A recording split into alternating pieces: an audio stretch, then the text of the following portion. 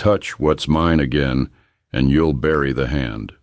What happened next would cost the man who said those words every dollar, every deed, and every bought soul he'd spent 20 years stacking up, because the quiet stranger at the far end of that bar had buried 17 men in 3 territories, and nobody in Copperhead Flats knew his name yet. That young woman at the center of it was named Lila. She was 24 years old and had been serving drinks in the Sundown Saloon for 3 of the longest years any person can spend. Royce Tillman owned her debt, owned her labor, owned the Marshal who made sure she stayed. And that quiet stranger, the one who set down his glass very deliberately when that threat landed in the room, men in 2 territories had prayed they'd never meet him. Before the week was out, Royce Tillman would understand exactly why. If you've been with us from the beginning, partner, hit that subscribe button and follow this one all the way through. Drop a comment below. Where are you watching from tonight? What time is it where you are?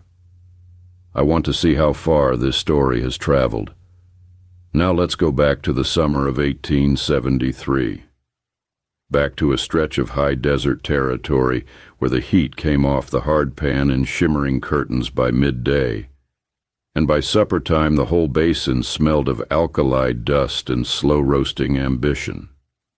Back to Copperhead Flats, a name that came from the snake they found coiled around the first survey stake, a name the town had lived up to every year since.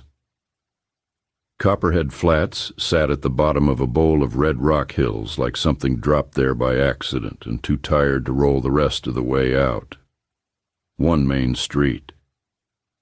14 buildings if you counted the church, which most people had stopped counting since the preacher left 18 months ago. A livery stable at the north end with a roof that leaked in the monsoon season. A general store smelling of coal oil and old flour. A barber shop doubling as the assayer's office on Fridays. A jail with 2 cells and a permanent smell of rust and defeat. And at the south end of Main Street, squatting on the best corner like it knew what it was worth, the Sundown Saloon. The Sundown was the loudest building in Copperhead Flats, and also the most dishonest, which in this town was saying something. 2 stories of warped pine board, a front porch wide enough to park 3 horses and frequently used to settle arguments of the violent variety.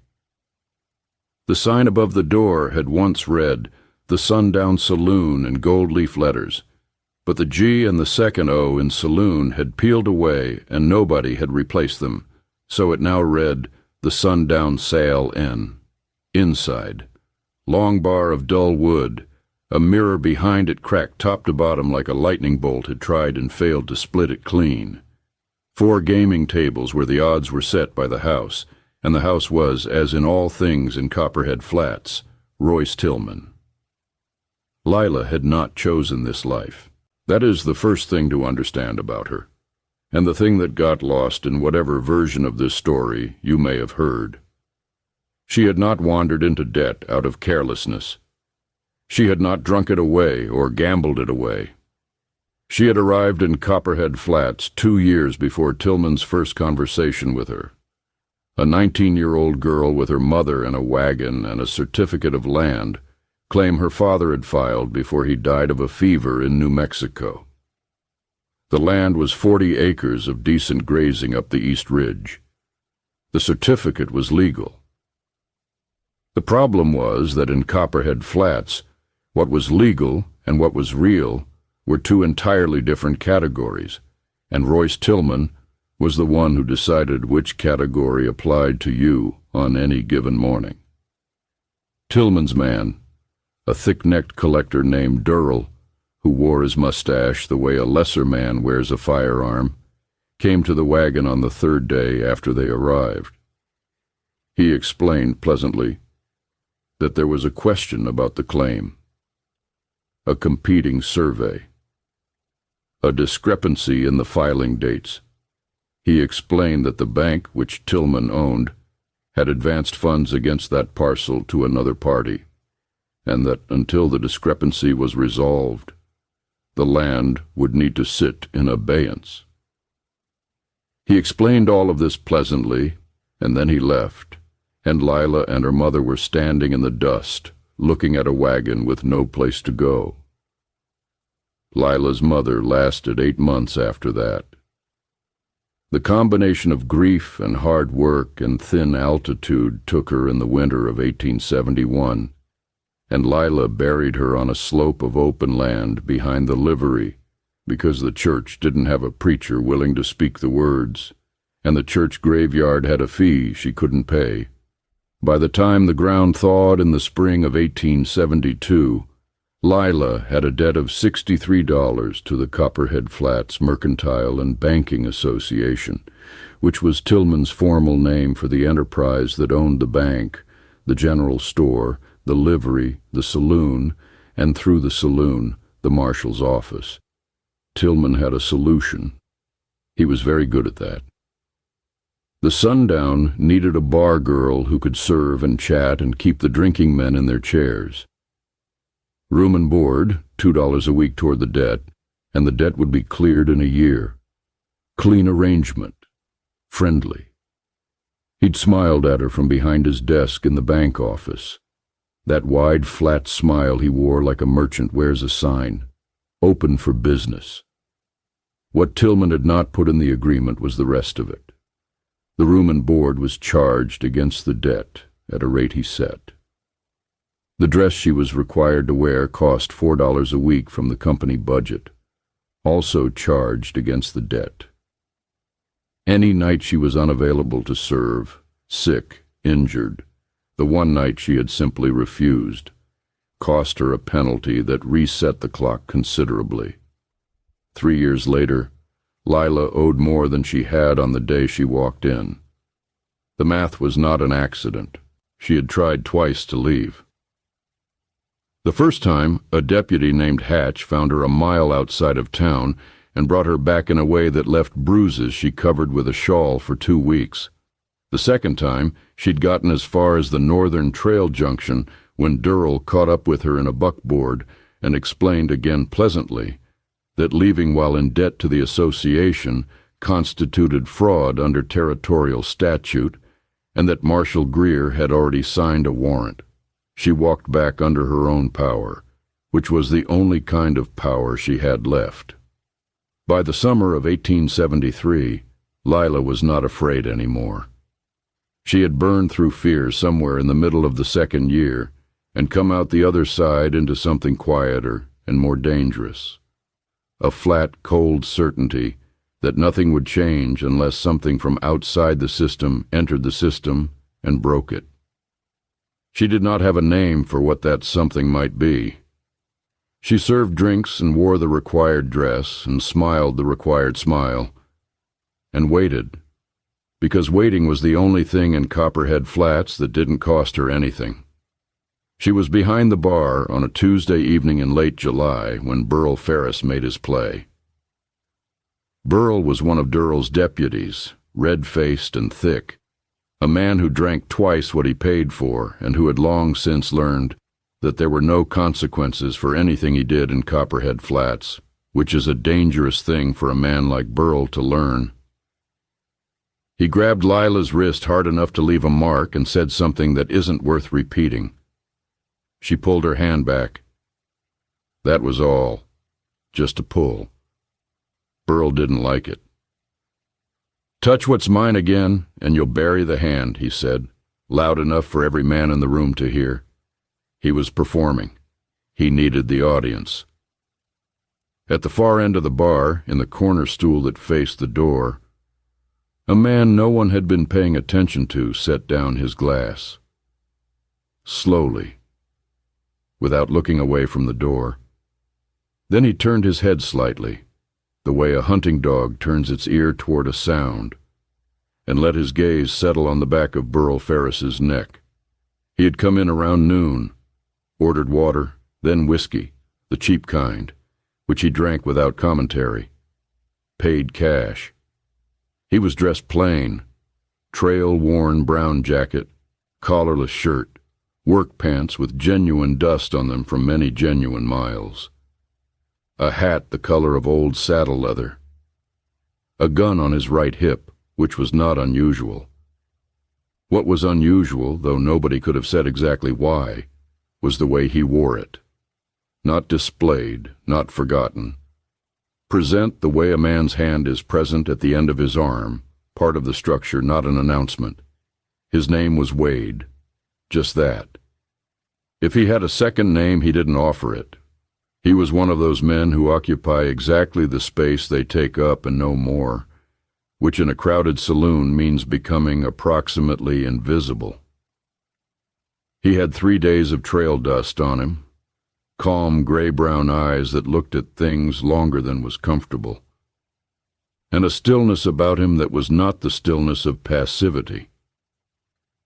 It was the stillness of a deep river that has learned to look shallow. He didn't move when Burl made his threat. He simply watched. Now. Royce Tillman himself was not a physical man. He was 51 years old, broad in the chest but soft around it, with a gray salesman's face and hands kept clean because he paid other men to do the dirty work.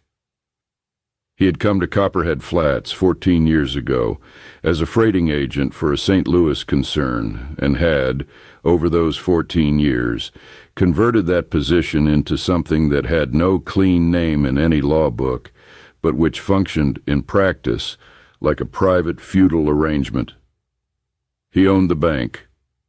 He owned the saloon. He owned the general store and the livery. He owned, through the mechanism of debt and threat and the occasional judicious use of Durrell, most of the productive land within 12 miles in every direction. And he owned Marshal Lester Greer, which was the piece that made all the other pieces work. Marshal Greer was a thin man with a lawman's badge and a debtor's soul. Tillman held $1,700 of Greer's personal notes from a cattle speculation gone bad in the winter of '71. Those notes were never pressed because a Greer without a badge was no use to Tillman, while a Greer with a badge and a debt was a man who would sign a warrant on request, look away on instruction, and convince himself every morning in the mirror that he was still a decent person just doing what he had to do. He had been doing this every morning for 2 years. The mirror, as far as anyone could tell, had stopped arguing back. Durrell was Tillman's second instrument, and he was not complex. Large, reliable, entirely devoid of the kind of conscience that inconveniences men like Tillman. He had 4 deputies who were variations on himself at different heights. Between the 5 of them, they constituted the only law enforcement in the territory between Copperhead Flats and the next county seat, 60 miles south, which was not particularly interested in what went on up here. Burl Ferris, the man who'd grabbed Lila's wrist, was one of those deputies. He was also deeply stupid in the particular way of men who have never been held accountable for anything, confusing impunity for invincibility. He let go of Lila's wrist eventually, not from any impulse toward decency, but because her expression had gone somewhere cold and far away that made him less comfortable than he expected. He went back to his drink. The quiet man at the end of the bar finished his whiskey and put a coin on the wood. He looked at Lila for the first time directly, which she noticed because it was different from the way the other men looked at her. The other men looked at her the way they looked at anything Tillman owned, with the lazy assessment of men who know something isn't theirs but enjoy considering the question. This man looked at her the way a person looks at another person, direct, curious, brief. Then he picked up his hat from the hook beside him, touched the brim to her, just that, nothing more, and walked out. Lila watched the door swing shut. The saloon noise filled the space he'd occupied. Something in her chest, That cold, flat certainty she'd been carrying for 2 years shifted a fraction of a degree, like a compass needle adjusting. He came back the next morning. He came in early, when the saloon was quiet and the swamper was still working a mop across the floor. He sat at the same stool. He wanted coffee, which the saloon didn't officially serve before 10, but Lila made it anyway because there was a pot on the kitchen stove and the swamper didn't care. He thanked her. That was unusual enough to notice. He drank the coffee slowly and read a folded newspaper that was several weeks old, and when he did speak it was quiet and direct and without any of the performance most men in Copperhead Flats deployed in her presence. His questions were plain. How long had she worked there? What had she thought of it? The first question she answered with 3 years. The second made her almost laugh, which she hadn't done in a while, and she gave him the flat, unvarnished truth. Not one day of those 3 years had she liked it. He folded the newspaper along its existing creases. He had heard about the night before, he mentioned, Burl Ferris, the wrist. He wanted to know who that man answered to. She gave him the simple architecture. Burl to Durrell, Durrell to Tillman, Tillman to nobody. He absorbed it the way he absorbed everything, without visible reaction, just a quiet internal placement. He put his coins on the counter. "My name is Wade," he said. "Lila," she answered. He touched the brim of his hat the same way he had the night before and walked out. She stood behind the bar and wondered what exactly it was about this quiet, dusty, apparently unremarkable man that made the air in the room feel different when he was in it. She would find out, but not yet. If you're new to the channel, partner, right now is a good time to hit subscribe. We tell these old territory stories every week, and this one is just getting started. Pour yourself something warm. The best part of the ride is still ahead. That same morning, Wade walked the length of Copperhead Flats twice. He walked it the way a man walks a room before a fight, not hurrying, not lingering, cataloging exits and angles and sight lines, with the unhurried attention of someone who has learned, at some cost, that rooms don't give you the same information twice. At the bank, single door, high narrow windows, iron bar on the inside. At the Marshal's office, a deputy with his boots on the railing and a dime novel open on his chest, who did not look up, which meant either the deputy was poorly trained or this was a town so thoroughly controlled that no one bothered watching strangers anymore. Both conclusions were useful. He walked past the general store and saw it was connected by a covered walkway to the bank, which connected by a private staircase to the second floor of the saloon. Tillman could move between 3 of his major assets without ever stepping onto the street. A man who built his exits that carefully had long since decided that not everyone in Copperhead Flats was on his side, even if he had arranged for them to act as if they were. He went to the land office, a single room attached to the back of the barber shop. The clerk there was a young man of approximately 19 who seemed genuinely frightened to be occupying his own position, a detail that suggested the land office had been the site of unpleasant events not long ago. Wade requested the public claim filings for the Eastern Ridge parcels. The clerk produced them with visible relief at being given something legal to do, and Wade looked at them carefully. He found it on the 4th page. 40 acres, Eastern Ridge, claimed by a man named Elias Hart in the spring of 1870, filed and certified. Alongside it, in fresher ink, a competing claim from the Copperhead Flats Mercantile and Banking Association, filed 18 months later, citing a survey discrepancy. The discrepancy was documented by a report signed by a surveyor named T.J. Crew. Wade had seen that name in 3 other territorial counties on 3 other competing surveys, all of which had resolved in favor of whoever was paying T.J. Crew's expenses at the time. He thanked the clerk and left. He ate a late lunch at a small eating house near the general store and thought about what he knew. The land claim was Lila's father's. The survey was purchased. The debt she owed was built on that purchase survey, the way a house is built on a bad foundation. It wouldn't survive a solid push. Tillman had done this before and done it cleanly. The banknotes, the saloon employment, the Marshal's badge, it was one machine, interlocking, built to keep people in place. The machine ran on the assumption that no one outside it would ever care to look. That assumption had been correct so far. Wade had spent the better part of his adult life in the company of machines like this one. He had dismantled several of them. The approach that looked fastest, direct confrontation, was almost never actually fastest, because a machine running for 14 years builds redundancies. You knock down the visible part, and the underground keeps running. You had to find the ledger. There was always a ledger.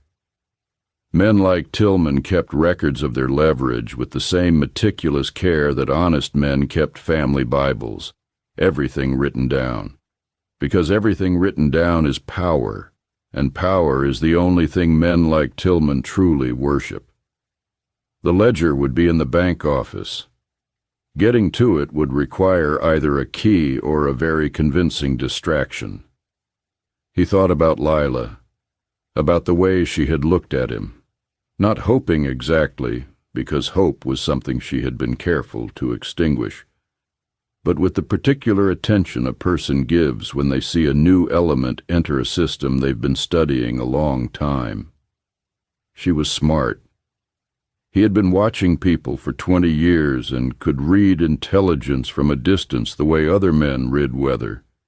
She was angry in the cleanest possible way, the kind that doesn't burn itself out on drama, but banks low and hot and waits. He needed to talk to her properly. That meant getting her out of the saloon for long enough to have a conversation nobody was going to report to Durrell. He bought a horse from the livery, a bay mare the livery man was glad to sell, and the next morning he was at the sundown when it opened and asked Lila, quietly, whether she was permitted to walk a horse to the South Trough before the noon rush. She was. The Marshal's warrant kept her in town, not off the street. They walked down the main street in full view of anyone who cared to watch, which was the safest possible approach. Nothing hidden, nothing clandestine, just a man walking his horse and a bar girl accompanying him the 100 yards to the public trough. He talked. She listened. By the time the horse had finished drinking, she knew what he was and what he proposed. He had found her father's claim in the land office. The survey was bought and paid for. The debt built on it was, in law, void. In practice, you couldn't collect on that without documents and someone with authority to hear them. The nearest circuit judge was in Yuma, Lila pointed out, and he owed Tillman $400, or so she'd heard. But there was a federal land commissioner riding the territory circuit in September, Wade explained. He didn't owe Tillman anything because he didn't know Tillman existed yet. He would care very much about a fraudulent survey and a manufactured debt if those things were documented and placed in front of him by people he had reason to believe. Lila's head had already moved past what he was describing to what it required. And Tillman's ledger. Not a question. Wade confirmed it. She had thought about that ledger. For a long time. She knew where it was, the iron safe behind Tillman's desk in the bank office. She had seen it once. She knew the combination, because Tillman had given it to Durrell once in the office with the door open, and she had been in the hall and had caught every number, and had kept that knowledge private in a back corner of her mind, because she hadn't known what to do with it until right now. Wade looked at her for a long moment. The kind of look that is not assessment, but confirmation. "You've been waiting," he said, "for something. Something is here." She didn't smile. She looked at the horse, which had finished drinking and was considering the situation philosophically. Then she looked back at him with those dark, tired, not quite hopeless eyes. She wanted to know who he really was. He'd carried just the one name so far. He was quiet a moment, deciding how much truth fit into the available time.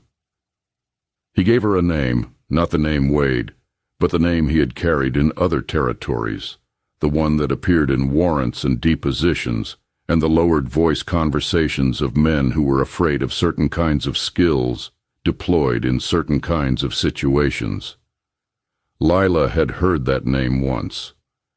A rider passing through 2 years prior, headed north, had dropped it into a story about a range dispute in the San Pedro Valley that had resolved with a thoroughness the writer found both impressive and frightening. The way he described it, when a man by that name entered a corrupt arrangement, the arrangement did not survive the season. She looked at Wade for a long time. Then she gave a single nod. All right. He had been a Texas Ranger for 9 years. This is the part of the story that matters, so I will tell it plainly. He had ridden for the Rangers at 22, and had been good at it in the way that suited both the job and his nature, methodical, patient, not given to the theatrical violence that attracted some men to the work, and ultimately ended their careers either through death or infamy. He had gone after cattle syndicates and territorial land fraud and the occasional genuine outlaw operation with the same even disposition, which meant he was more effective than the showy men and considerably less famous, which he preferred. What ended his career with the Rangers was not anything he had done wrong. It was the specific and terrible thing that had been done in his absence. His sister had been living in the hill country 40 miles from Austin with her husband and 2 children. There was a county boss there named Aldridge who ran the same kind of machine Tillman ran in Copperhead Flats. Wade had been 300 miles north on a case and had not known what was happening until it was too late. What he came home to was a burned farmhouse and a sister who had lost everything, the land, the house, half her hearing, and her younger child, who did not survive the fire. The machine had eaten them while the nearest ranger was elsewhere, and the machine kept running because Aldridge had the county judge and the county sheriff, and the state assemblyman all properly managed, and the rangers Wade heard from above did not have jurisdiction in a county-level dispute. He resigned that same day. He spent the next 4 months gathering every document, every debt record, every fraudulent survey, every bought contract in Aldridge's county, and delivered them to a federal land commissioner in Austin with an affidavit signed by 37 people who had been afraid to speak until someone organized the speaking. Aldridge ended his days in a federal prison in New Mexico. The county came back to some imperfect version of functional order. That was 7 years ago. Since then, Wade had done the same thing in 4 other places, with varying degrees of difficulty and the same fundamental method. Find the ledger. Find the people who would speak, if given reason to believe their speaking would matter, and take the whole machine down at once, rather than picking at its edges. He had also, in those 7 years, been forced to shoot people on 2 occasions. He preferred not to.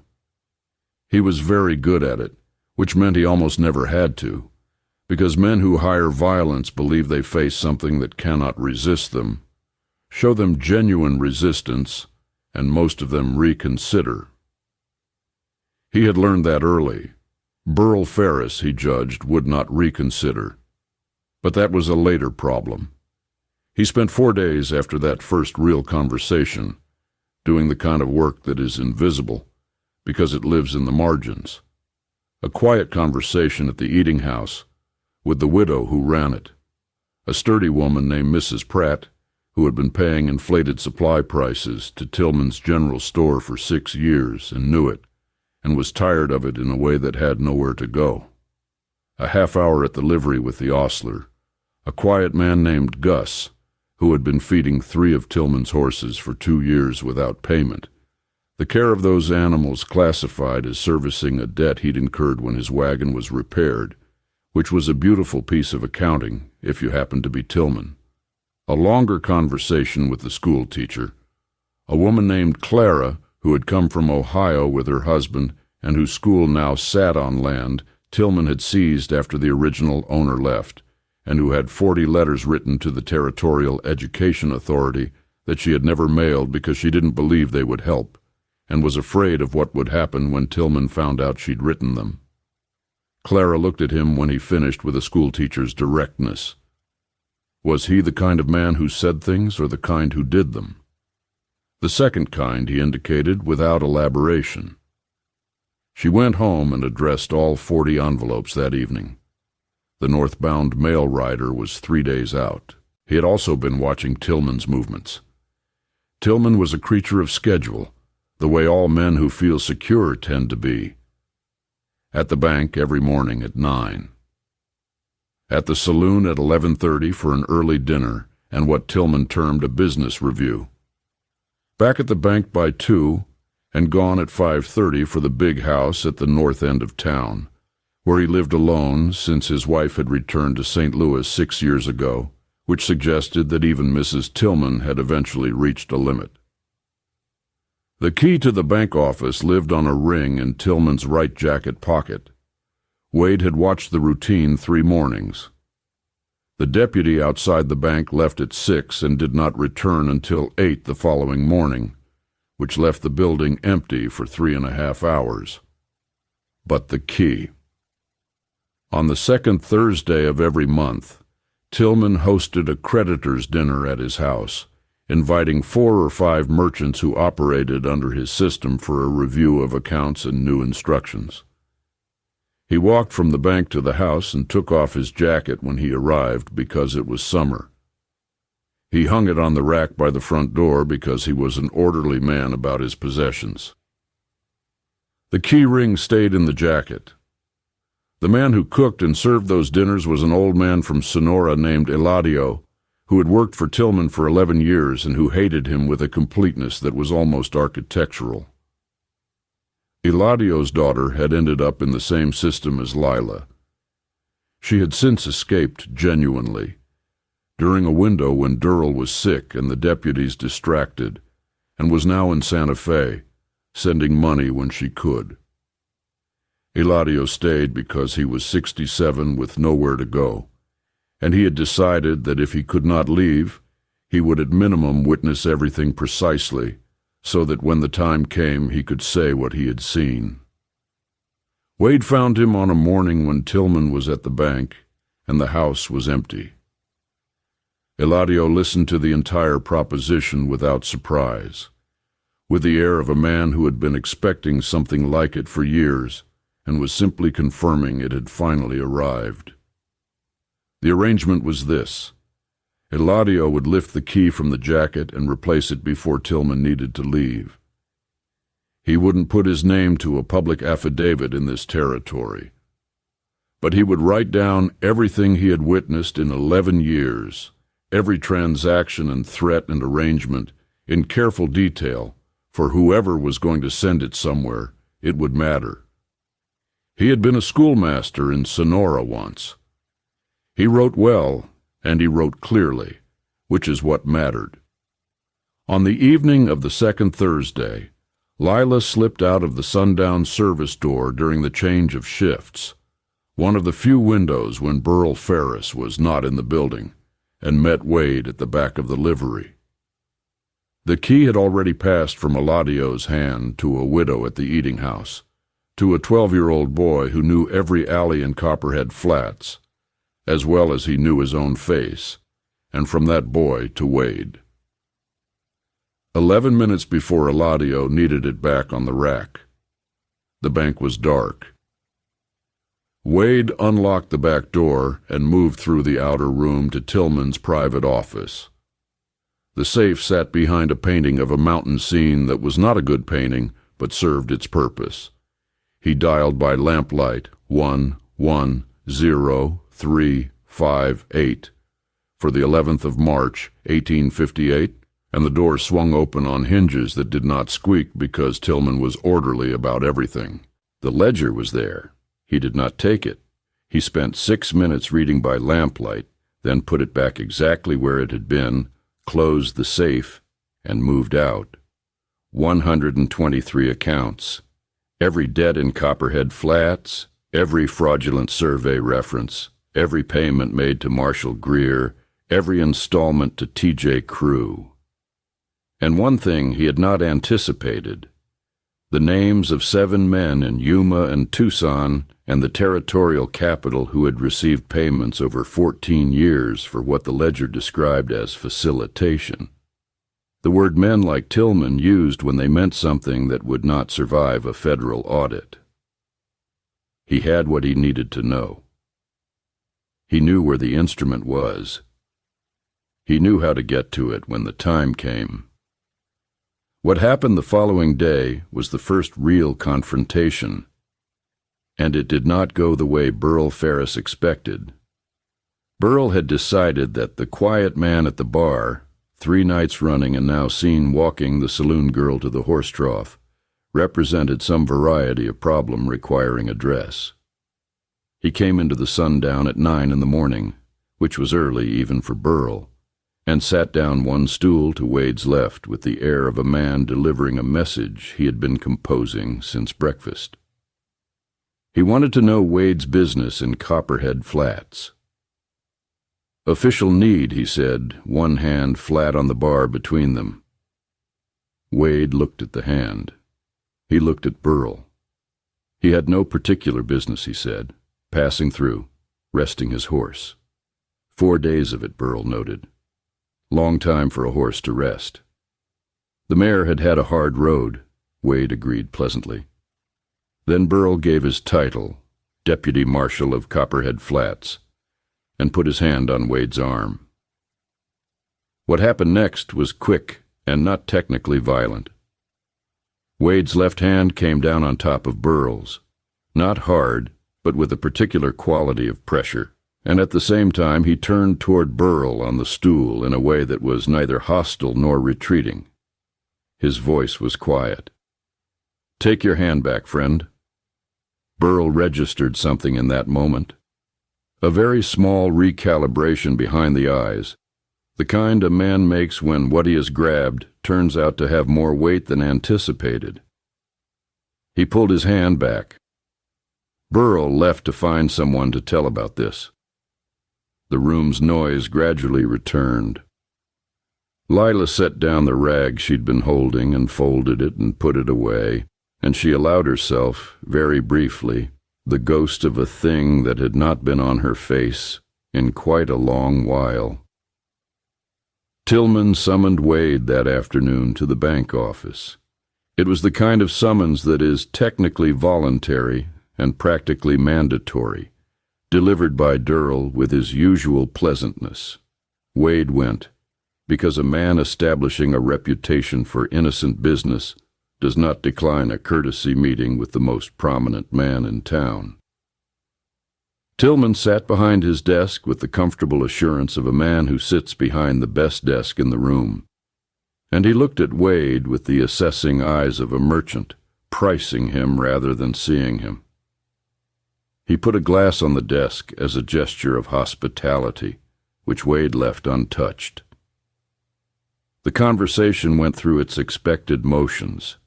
Business, which Wade described as horse trading and occasional survey work. Origin, which Wade placed correctly on the Tucson road. plans which Wade kept vague with a pleasantness that gave nothing away. Tillman nodded at all of this with the composure of a man who has not believed a word, but has decided the thing is not worth forcing yet.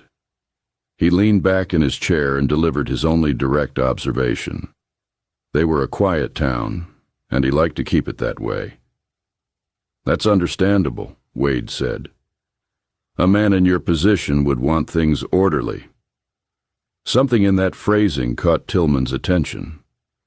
Not the words, the placement, the even tone of it, the way it acknowledged without challenge the exact nature of Tillman's arrangement. There was something in it that was not submission, and not hostility, and not anything Tillman had a clean name for, and Tillman was a man who liked to have a clean name for everything. He mentioned almost casually that Wade seemed to have met some of the people in town. "A few," Wade said. Tillman looked at him for a long moment with those flat merchant's eyes, and then smiled. He expressed hope that Wade found Copperhead Flats hospitable. Wade touched his hat and left without looking back. That night on the narrow cot above the livery, Wade thought about timelines. The federal commissioner's itinerary needed confirming, which required a letter to Tucson and a return, minimum 8 days.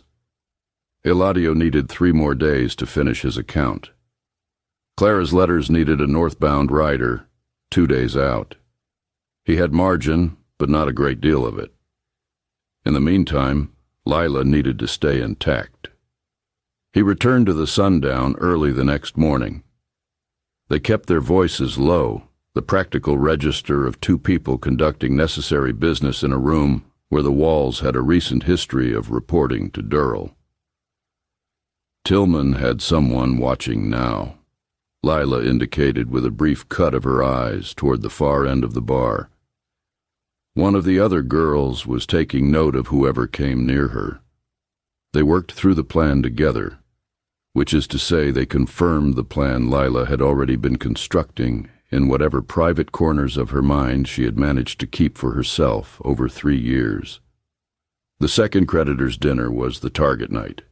Eladio at the house, Durrell occupied, Tillman in his dining room. Wade would be the visible disturbance. Lila would be the one to get the ledger. Not just read it, she clarified. Physically remove it. If Tillman couldn't produce it for the commissioner, he'd have to describe its contents under oath, and describing its contents would tell the commissioner exactly what questions to ask of the 7 men in Yuma and Tucson, whose names were in it. Wade pointed out that a missing ledger would be discovered. Tillman opened the safe twice a week. Then they needed it to go missing at the same time something else was happening, Lila told him. Something that occupied Tillman and Durrell and Greer simultaneously, leaving nobody available to come looking. She said it with the calm of someone who had been standing in a burning building for 3 years and had long since mapped every door. "I need you to be the distraction," she said, "and I need to be the one who goes in."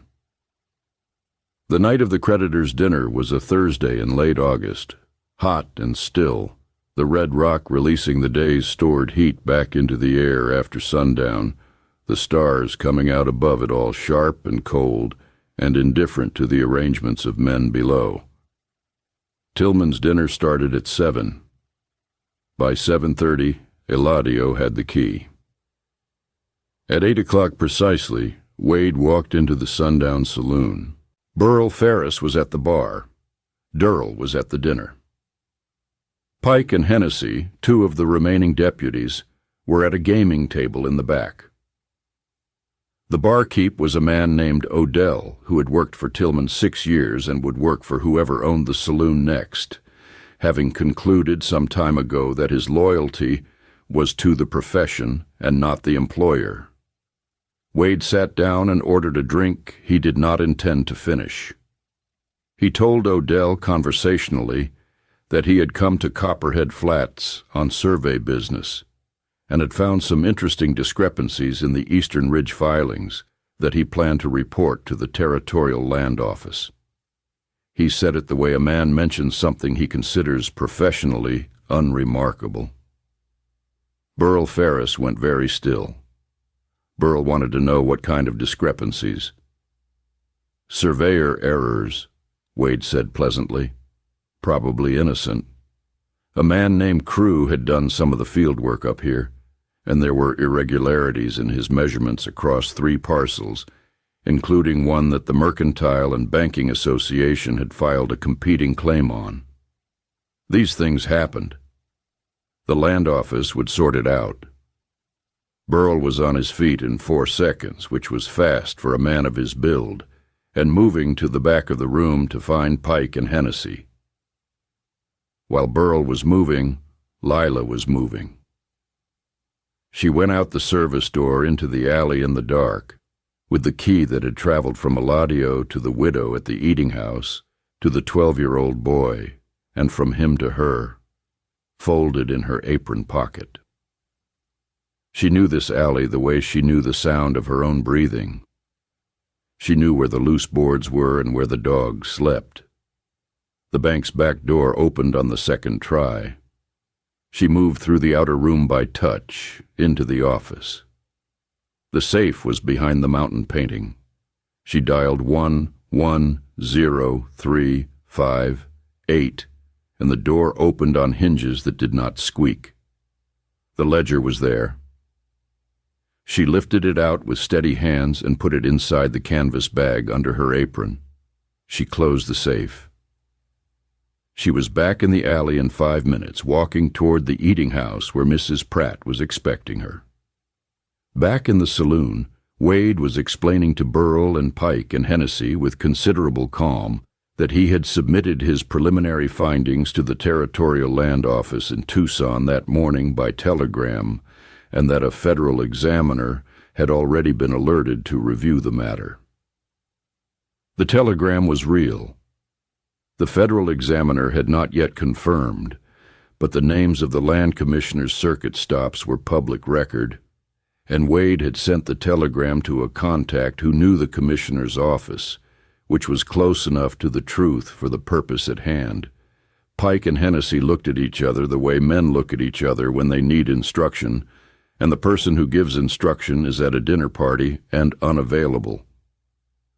Burl was operating on a simpler calculation. Wade was coming with him to the marshal's office. Official need. Wade said that was fine with him. They walked 3 blocks, Burl and Pike flanking him, Hennessy trailing with the uncertain energy of a man participating in something he will later wish he had reconsidered.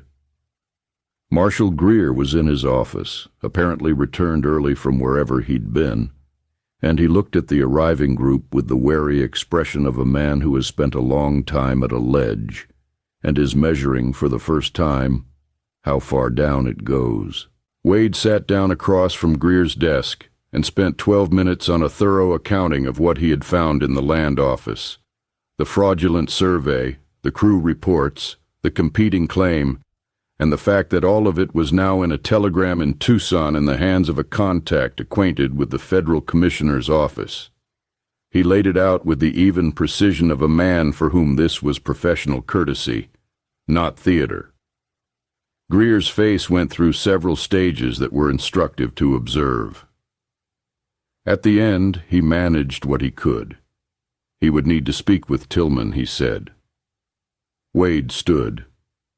Before he left, he put one more thing on the table for Greer to carry home with him. The names in the land office filing were all public record. The federal examiner would see exactly what Wade had seen. The interesting question was who had known about the discrepancy, and when. That was what he'd be lying awake thinking about in the marshal's position. He touched his hat and walked out into the dark street.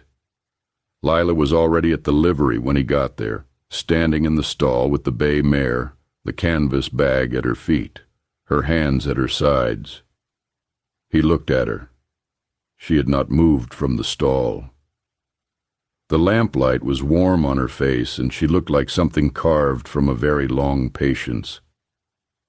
He looked at her for a moment and asked the plainest version of the question. Was she all right? She thought about it honestly.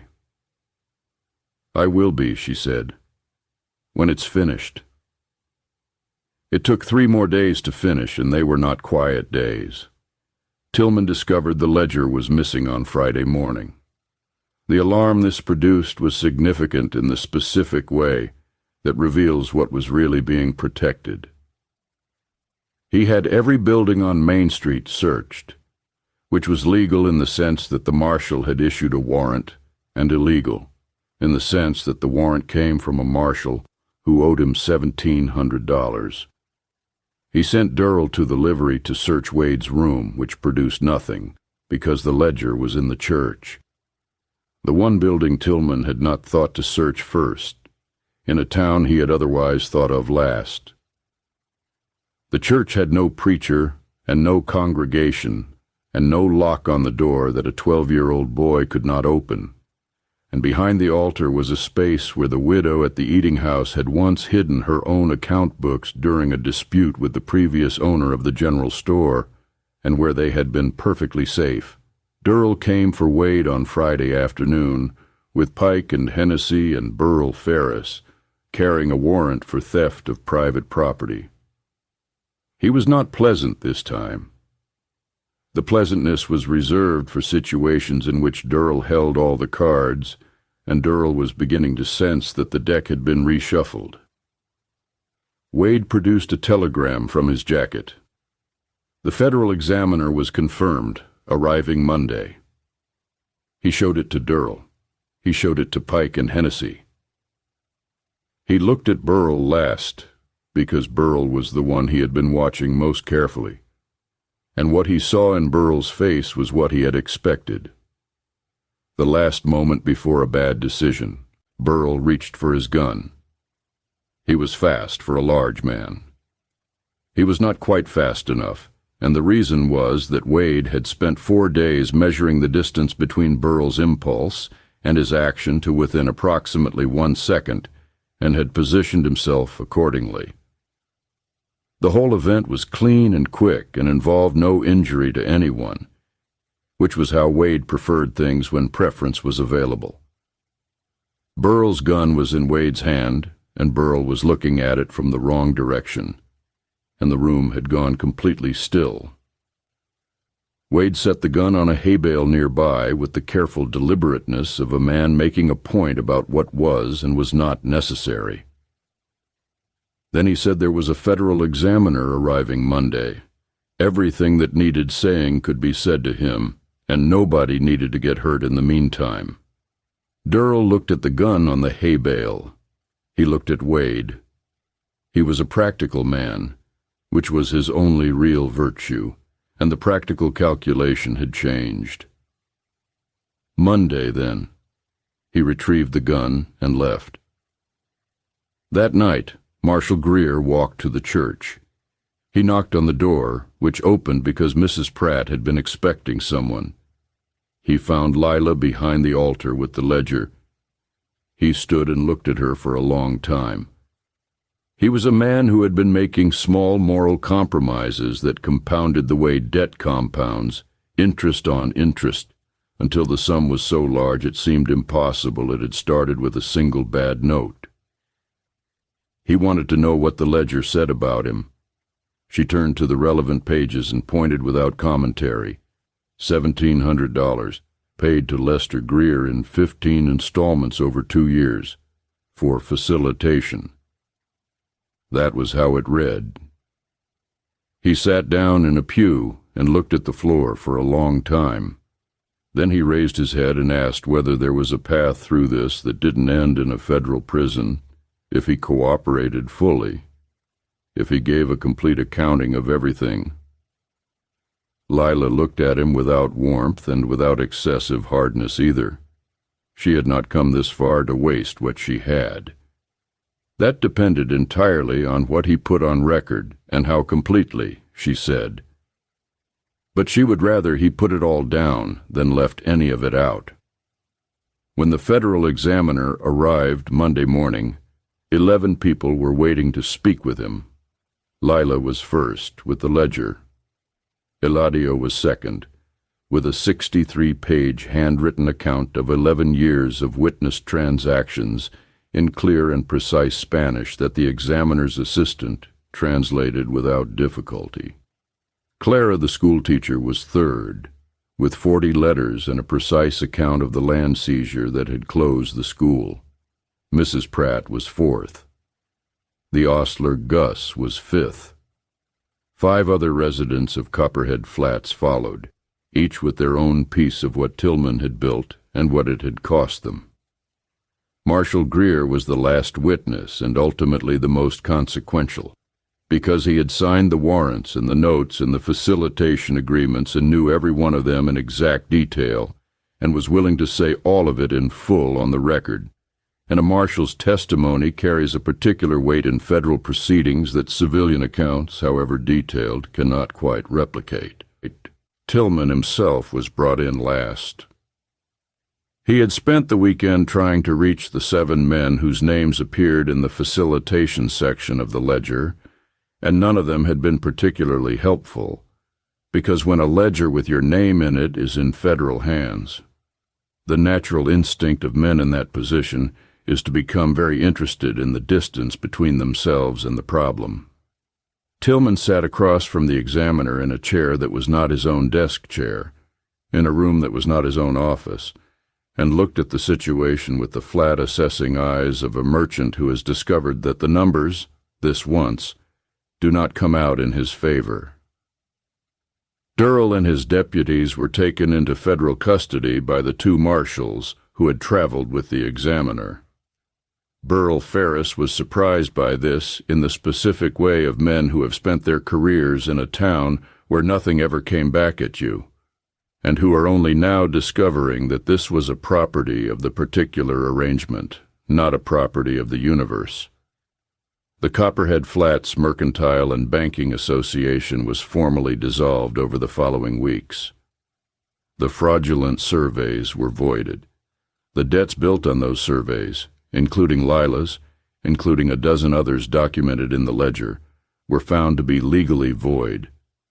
The Eastern Ridge claim reverted to the original filing. Elias Hart, 1870, 40 acres. His only heir was present to receive the papers. A rider from the Territorial Land Office brought the documents on a Thursday morning. Lila read them twice at the bar. Then she went to the service door and stood in the alley for a moment with her face to the sky. Then she came back in, let the barkeep know she wouldn't be working the afternoon shift, and walked out the front door for the first time in 3 years without thinking about where she was and was not permitted to be.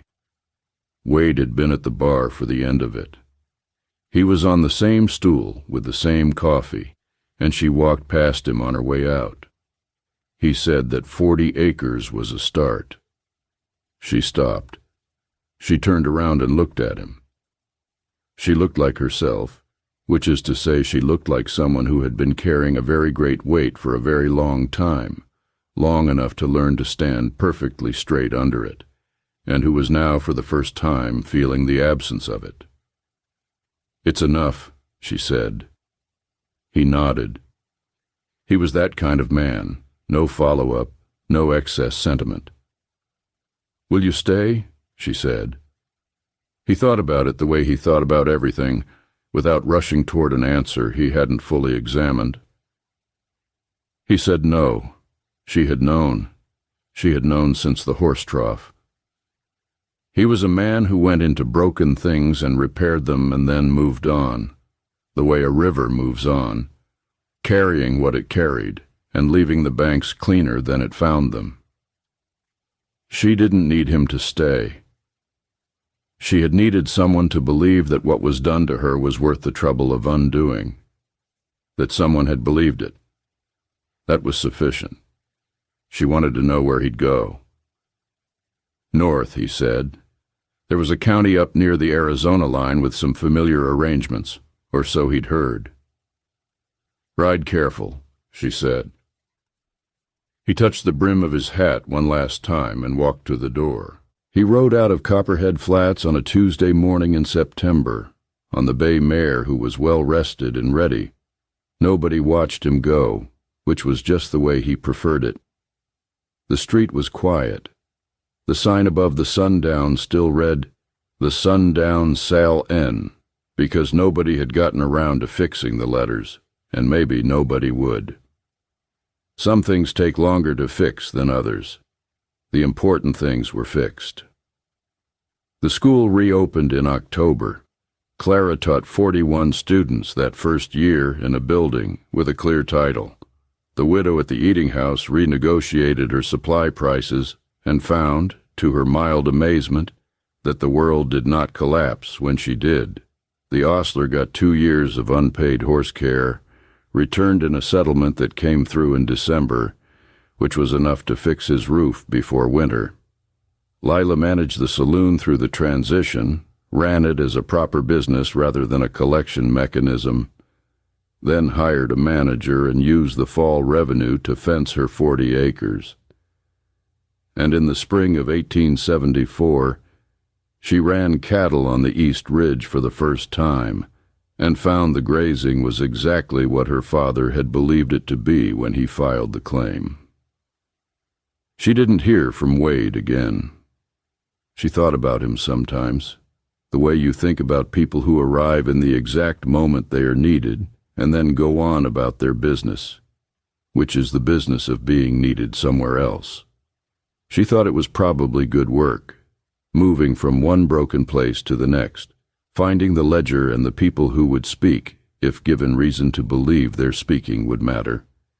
She thought it took a particular kind of man, and she was glad that kind of man existed somewhere in the territory. On the wall of her house, above the window that faced the East Ridge, she hung the land certificate that had come with the settlement. Her father's name, and the date of the original claim, and the 40 acres described in the surveyor's language, he had not fully understood and had not needed to, because what he had seen was the grass and the sky and the possibility. She understood it now, every measured word of it. Now, partner, as an old man by a fire that has burned down to coals, I can tell you I was there in Copperhead Flats that September. I was the 12-year-old boy who knew all the alleys and helped carry the key, though I was too young then to fully understand what I was a small part of. I grew up in that town and watched it change, and I have watched a great many towns across this territory in the course of a long life, and what I will tell you is this. The darkness in a place like Copperhead Flats is never the darkness of the worst men. The worst men are always outnumbered. The real darkness is the silence of everyone around them. The silence of the ostler who kept his mouth closed. The silence of the school teacher who didn't mail her letters. The silence of the marshal who convinced himself he was just surviving. The machine runs on that silence the way a water wheel runs on the current. Cut the current, and the wheel stops. What Wade did was not some impossible thing. He was not a lone wolf who defeated the pack.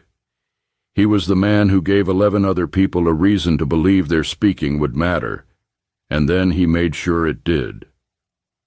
That is all justice ever is when it works. Not a hero from nowhere, but a room full of people who were already tired of being afraid, discovering they are not as alone as the people who need them afraid have worked very hard to make them feel. Lila kept the land her father filed for. She never sold it. Her grandchildren still run cattle on that East Ridge. And somewhere north of the Arizona line, in the late summer of 1873, a man on a bay mare was riding toward the next county, toward the next version of the same machine, carrying with him the same patience and the same method, and the same flat certainty that the ledger was always there, if you knew how to look.